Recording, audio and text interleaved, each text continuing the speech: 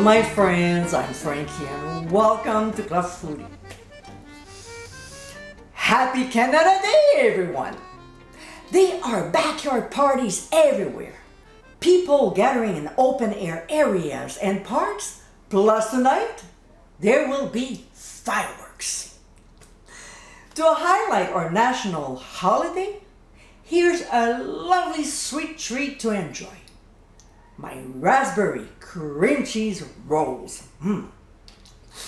Deliciously decadent, this is an amazing recipe to make. These can be served as a tasty snack, dessert, or even for breakfast. So let's get cooking. We'll start by making the dough. In a bowl of a stand mixer, we'll add active dry yeast, some lukewarm milk, and 2 tablespoons of powdered sugar. Most of the time, I use honey, but not in this recipe. We'll give a good stir and let the yeast proof for about 7 to 10 minutes or until very foamy.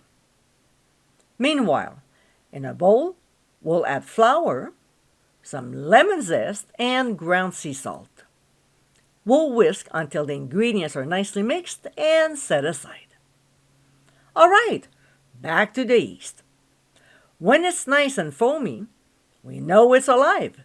So we'll add 2 beaten eggs, some melted butter that is at room temperature, the remaining powdered sugar, and pure vanilla extract. Using the paddle attachment, we'll process on speed 3 until everything is well blended. Now, we'll switch the attachment for the dough hook and add the dry ingredients. We'll start on low speed and process until just combined before increasing back to speed 3 and kneading for 4 minutes. Let's not forget to clean the sides and the bottom of the bowl when needed. The dough will be sticky, so we'll add a tablespoon of flour and keep adding it until it clings around the hook. Every time I make this, I only need 3 tablespoons. We don't want to add too much, okay? When the 4 minutes is up, our dough should be done. There will still be a little dough at the bottom of the bowl, and it's okay. We'll simply scrape it off. We don't want to overdo it. And see, the dough bounces back, which is what we want. We'll now form a ball by pulling under and place it in a greased bowl, swirling around to coat with oil. I'm using grapeseed, but canola is another option. We'll cover and transfer to a draft-free area.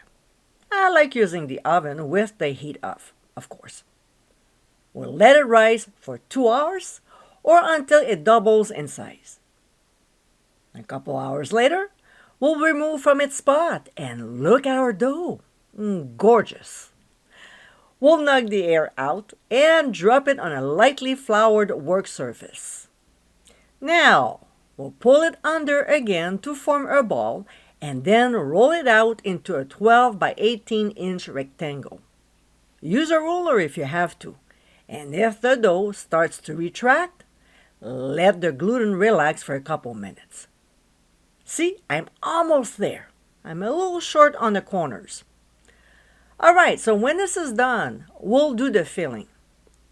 In a small bowl, we'll add granulated sugar along with cornstarch and whisk to combine.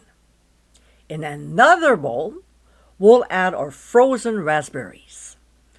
For this application, it works better than when they're fresh. And sprinkle on the cornstarch mixture. Then we'll simply toss to coat. Next, we'll evenly spread out the raspberry mixture onto the dough, leaving about 1.5 to 2 inches from the edges. Now, we'll take the longest side of the dough and tightly roll it to the other side. We want to create some sort of a log. As we roll it, the filling will push out, so that's why leaving a respectable gap from the edges is important. Using a bench scraper, we'll cut the ends a little so they're straight, and then cut the log into 12 equal pieces. about 1.5 inches thick. David is pretty good by just eyeballing it, but me, not so much. So I have no problem using my ruler, so perhaps you'll want to do the same. The best way of doing it is to cut the log in half and then each half into 6 equal pieces. From here, we'll place the rolls in a 9 by 13 inch baking dish that has been greased with cooking spray, although you can use butter if you prefer.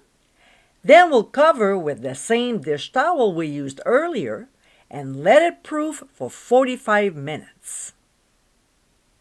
When the proofing time is up, we'll transfer the dish to a 350-degree preheated oven and bake for 33 to 35 minutes or until the top gets golden brown. We'll remove from the heat, transfer to a wire rack, and allow it to cool while we're making the icing. In the bowl of a stand mixer, we'll add cream cheese.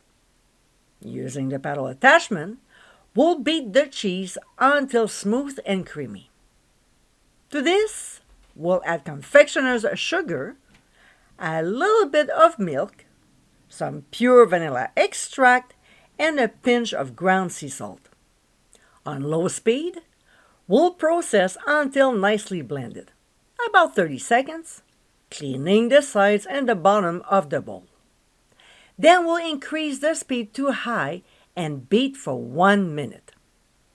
Next, we'll spread the icing over the warm rolls and serve immediately.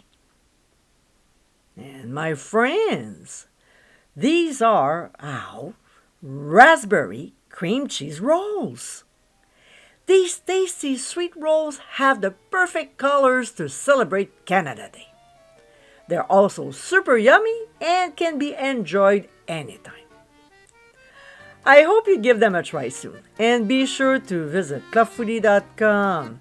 Find gradient amounts, directions, and more info. Until next time, my friends, bon appétit!